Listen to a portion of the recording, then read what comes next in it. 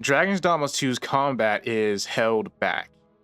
Even so, I'd go as far as to say it ranks up there with some of the best open world combat to date. Not only does it feel weighty, over the top, and fun, it also feels grounded in a way that makes the power fantasy make sense. I never found myself getting tired of fighting. I always felt like I wanted more. And that's where its problem comes in for me. It doesn't feel like there's enough, in more ways than one. You know what, why don't I start off with how my playthrough went in regards to combat. Perhaps as I go on, you'll catch on to what I mean. I started off with the fighter for my playthrough. I usually like to go that sword and shield for the tank and paladin feel in most party-based games that allow me. The first thing I noticed with it, and with future vocations, is the contextual hitbox of your attacks.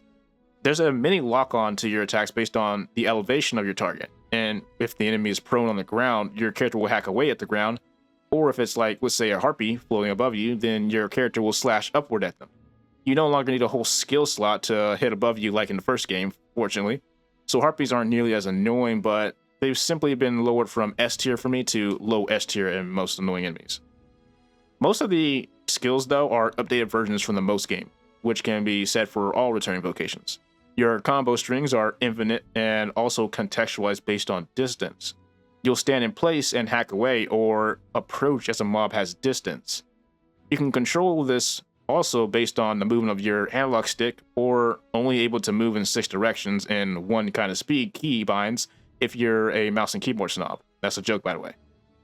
The contextualization of the basic combos would make the combat feel snappy and feel my intent, but it was pretty often that the contextualization of traversal and movement got in my way. When it comes to movement, the game will auto-climb or hop over small rocks or objects. If you walk up a reachable edge, you'll automatically climb it, but if it's high up, you'll just need to jump. The thing about this auto-traversal is that it automatically happens even on tiny rocks, and the animation needs to play out before you can do anything else. Something that can be in the way when you're fighting for your life or trying to do something specific, since they essentially lose control of your character at random, brief intervals while moving through even somewhat uneven terrain. The slide animation is probably the worst offender here for me. This animation will play seemingly at random, and my character will sometimes just break momentum to slide down a shin-high rock on the road. Now, take all that nonsense into a combat, and I found myself in some frustrating circumstances where I'm more so fighting the game rather than the boss. I think an option to set these animations to manual via the settings would solve a lot of these issues. I'd much rather just be walking into a wall than lose control of my character for a brief moment as they try and climb something I didn't see in time. Anyways, there's also a finisher which other vocations get as well. As you combo an enemy or deal damage in general, a little pulse will occur with the enemy gets stunned. This is your moment to finish them with your heavy attack, which results in unique animation. It's the same case for bosses. Whenever they get downed, you do the same thing over to their weak spot and it'll play a critical hit animation. When it comes to defensive tactics, I went into this already understanding that you don't just get a dodge button or even a block button based on your vocations, since I pretty much played the heck out of the first game. Dragon's Dogma was always about your positioning and leaning on your pawns as actual people depending on whatever role you were. You were never meant to be a one-man army. You could do it, but you could also be heavily punished if you made a mistake while doing so, which is even more the case here. But with Fighter, you get a block. Most attacks can be blocked based on if you have enough stamina to do it, but if you time it well enough, you can pretty much block anything at little to no cost. With that in mind, the most satisfying thing about Fighter for me was how well it played into that sword and shield fantasy. Parrying attacks was always satisfying. The camera shoots in with a slow moment. The well-contextualized animation feels like you're either deflecting a blow or flowing with the power, depending on the attack. And it appears perfect parries fill an invisible stagger meter on bosses, making them more susceptible to being staggered. Don't take my word for it just yet on that one. I'm still trying to test this, but it has been consistent that when I was getting multiple parries off, the boss would suddenly be easy to cause to lose balance. Fighter is always at its best for me when locked into a 1v1 with a boss, trading blows. All that really satisfies that fantasy of being the main tank of the party and protecting the team. And the animation of raising your sword with both hands to plunge it into that monster's head for the final blow is chef's kiss. Chef's kiss. Especially feels dramatic in the right ways after a hard-won fight. And that's something that Dragon's Dogma 2 does best. It fulfills that class fantasy like few other games do. And I think that's what has me sticking around, and honestly why I have some disappointments, which I'll be getting to in a moment. As I was on my way to maxing out the fighter vocation, I remember eventually finding my first chimera deep in a large cave system. This was a very brutal fight for me, and it was here that I learned a lot about the combat.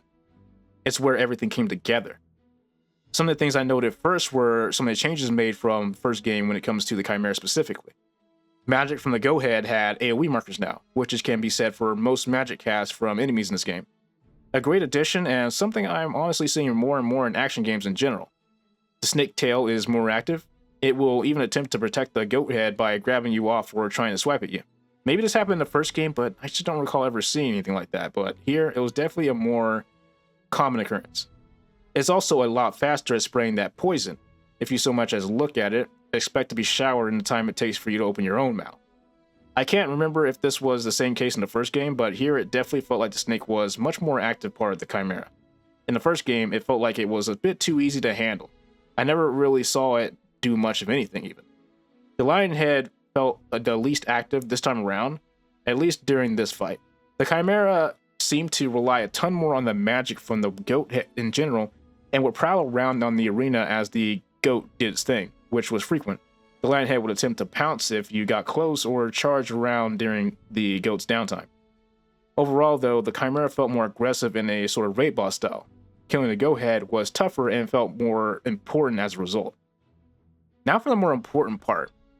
It was also during this fight that I learned just how vulnerable your character is when fighting these behemoths. You can't just charge in with absolute aggression and face tank attacks. That's where the stagger system comes in. As mentioned before, you don't have access to a dedicated avoid damage button depending on your vocation in this game. Every hit will knock you down, knock you over, or send you flying, even minor ones. Sometimes if you hit hard enough, your character will enter a state in which they crawl around the ground and struggle to get back on their feet. You look like you just literally got the wind knocked out of you even. Even if you just barely escape one of the magical blasts from, let's say, the go head or some other big attack, the explosive force might knock you over off your feet for a moment and you see yourself struggling to get your footing. Getting knocked against walls has an additional stagger effect as well. And you can even be pretty much stagger locked altogether. I think I see what they were going for by having it be so punishing to take hits in this game. The first thing is immersion and visual feedback. Everyone, including you, reacts to damage as you'd expect. It's what makes every hand-landed blow feel like it has weight and impact, whether it's yours or the enemy's. Your character feels like they really are taking hits they shouldn't, and so I felt more obligated to avoid that damage. When you slam your greatsword down on an enemy as a warrior, expect to bury that enemy as well as take a huge chunk of their HP if not one-shot them, something you'd expect from such a large weapon. The thing is though, it's the same that goes for you if you're on the other end. The second thing is to put emphasis on you not being the only combatant. You're not just meant to fight as if your pawns are just there to deal damage too, you also lean on them. They can help you get up faster after hard hits, help distract different body parts, so let's say the Chimera, to give you openings. Or you can distract those body parts to give your pawns the openings. Oftentimes, they're your sole option in getting out of a grapple. Your positioning among your pawns also becomes key in a multitude of other factors in combat, especially if you have limited defensive options. And if you do find yourself getting knocked around or unable to get out of a situation, you can use the pawn command system to call for aid or change up team positioning and tactics to fit the situation. Working with your pawns as party members rather than just support is critical. You may be able to push through on ahead without them, but any mistakes you make are all the more punishing for doing so. And so the funny thing about this is that getting stagger locked from this would normally have me frustrated and annoyed with the game, but that wasn't the case here. I think it's because I had the luxury of having this battle with the Chimera early on. I learned to fight on the game's terms and rely more on my pawns. I also started fighting with the idea in my head that I should try to take no damage, rather than simply just defeat the enemy. And because of that, I very rarely ever got stagger locked, and every hit I did take, I knew was my fault and knew how I could have played better. Overall, I really do like the stagger system for 3 reasons. First is it's consistent, as in if it happens to your enemy, it can happen to you, and vice versa. It makes you lean more on your team and take advantage of all aspects of the combat system rather than just straightforward approach. Just walking up to 3 archers all pointing their weapons at me may not work every single time, for instance. And as a result of these 2 things, I find myself playing this game differently than other action games in an interesting way. I get the satisfying action along with constantly thinking about the best option given the situation. Now, I can easily see the stagger system being the worst aspect of the game for others, as you essentially lose control of your character for extended periods of time for even the most minor mistakes. But like I said, I feel like the saving grace here for me is that it rarely happens because I learned early on how to get myself out of these situations and how to deal with them if it did happen. Now, here's the caveat though. Like I said before, there isn't a dedicated avoid damage button here or like a dodge or a block depending on your invocation. So oftentimes trying to run out of the way can be your best option depending on whatever vocation you are. The thing is though is that the enemies have a very aggressive lock-on with their attacks. I'm talking about the point of sliding around to land a hit on you. This isn't the only game to do this. Ninja Gaiden comes to mind in these cases. Usually it's because you're meant to time a block or a dodge to avoid damage. Here though, you may not have that option, so you can often end up in just having to take the hit even if you see it coming in time. I think they can tone that down a bit. It kind of takes me out of the game a bit when I see goblins skate forward to guarantee the hit, and can often feel cheap in this kind of combat system. But this is a minor gripe, I suppose. As I mentioned before, with proper positioning and battlefield awareness, this wasn't an issue I often ran into, but it still feels very silly, and I wouldn't be complaining if it was tuned better. Anyways, we were talking about my first run with the Chimera. So there's a specific reason why I brought up this fight in particular out of all the others, and it's not just because it was the first time I was tested. But before I get into that, I want to discuss one more thing about the combat in this game to hammer home the issue I have with it. And that's the game's emphasis on the pawns in combat, specifically how the game almost tries to force you to lean on them.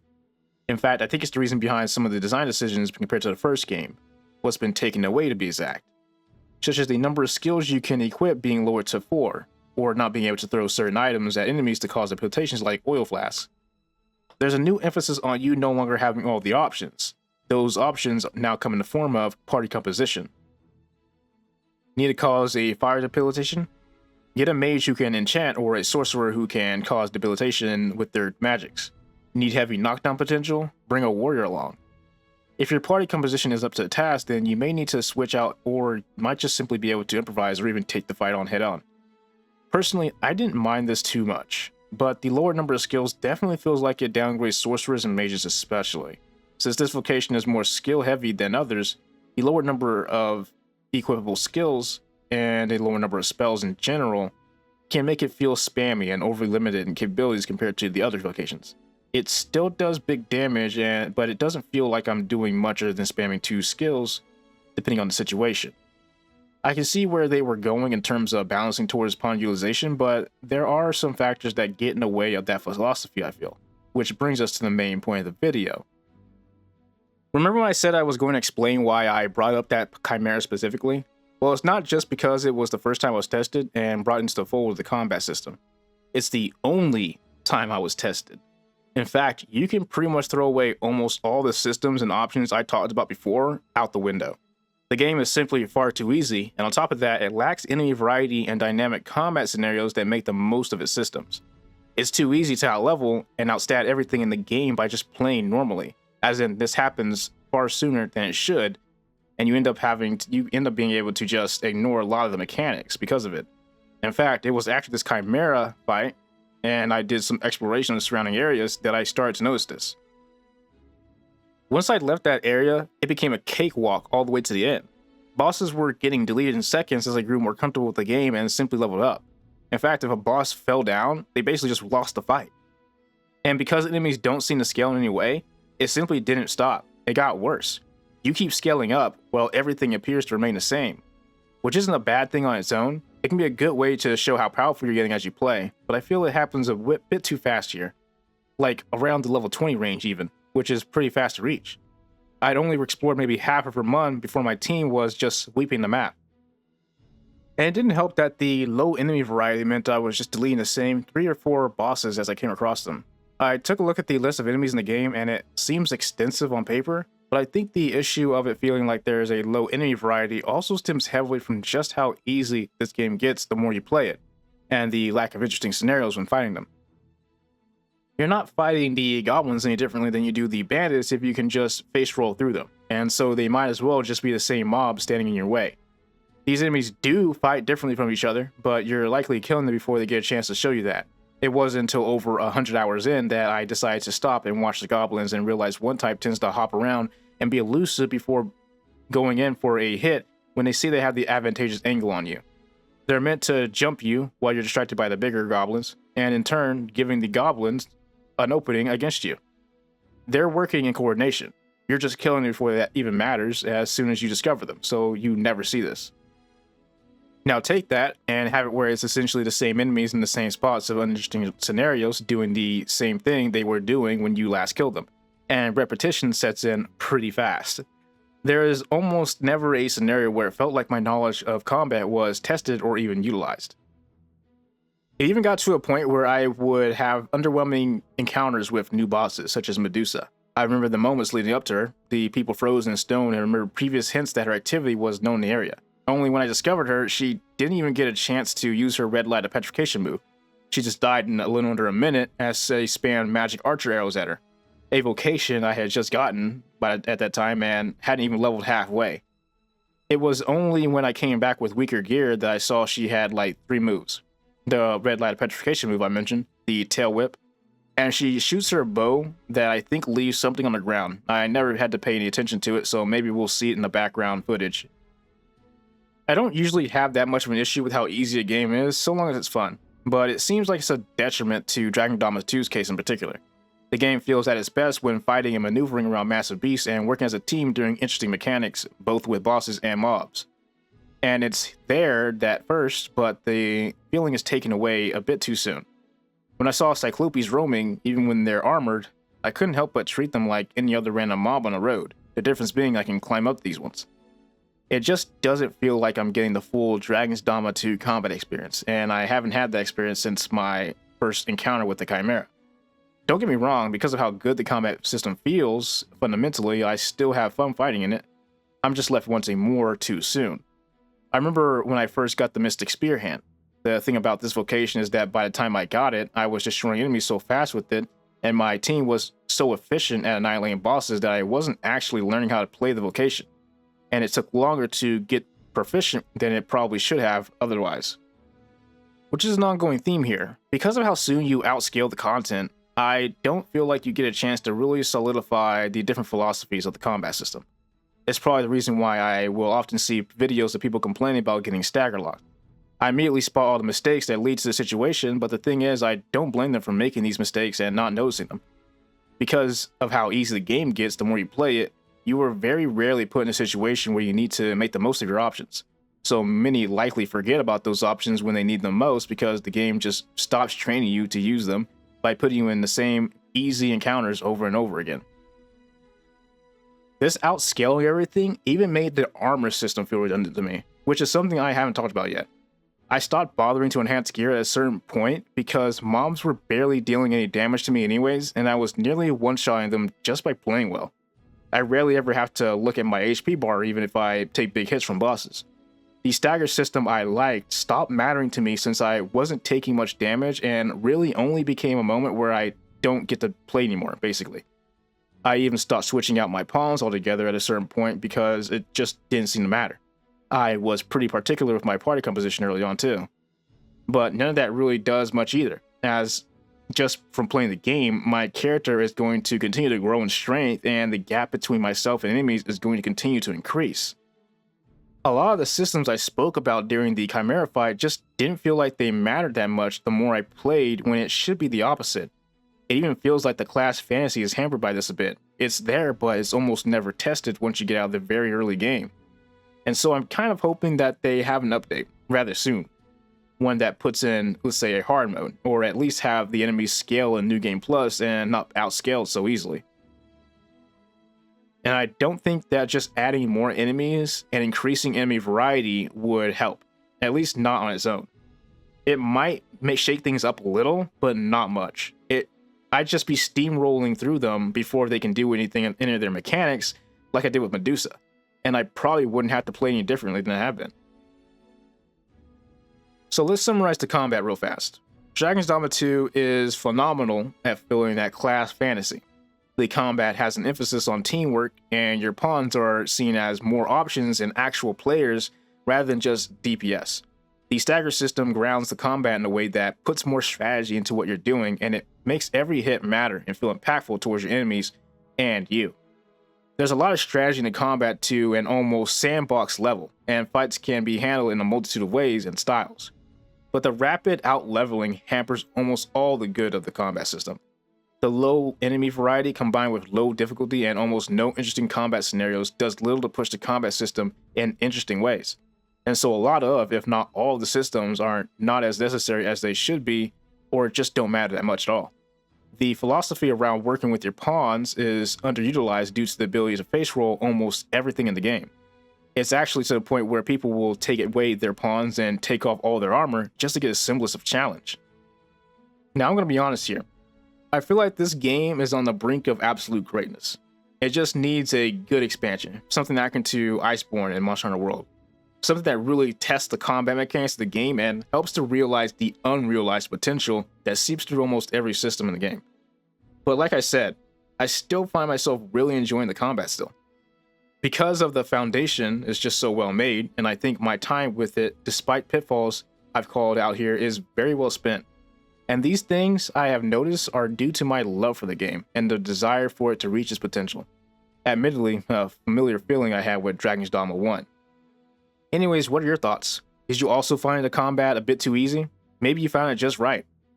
Why don't you let me know in the comments section, and if you liked the video, it would mean a lot if you'd like to like and subscribe. I do plan on making some more videos about the game, such as the world design and questing, so hope you look forward to it. I'll see you guys next time. Peace.